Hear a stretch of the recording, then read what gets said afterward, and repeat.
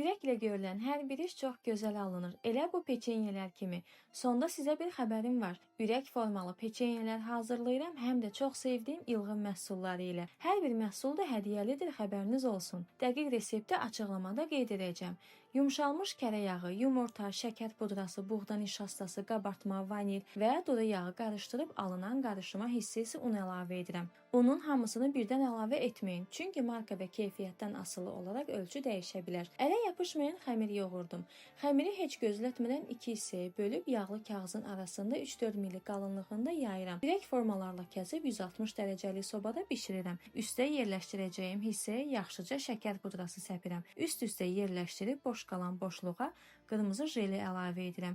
İstəsəz ağız dadınıza uyğun cemləri əvəz edə bilərsiniz. Bu arada kiçik amma sərfəli bir xəbərim var. Sevdiyim ilğim ədviyyatları indi sandıq tətbiqində layihəlıq kartı ilədir. Nə edirsən? Çox sadə. İlğim məhsulu alıb alış-veriş çekini sandıq tətbiqinə yükləyirsən və 3% keşbik avtomatik balansına qayıdır. Üstəlik ədəvini də geri alırsan. Sonacan gəldinsə, deməli peçenyeləri bəyəndir. Elə isə yeni reseptlərdən xəbərdar olmaq üçün səhifəni izləməyə al.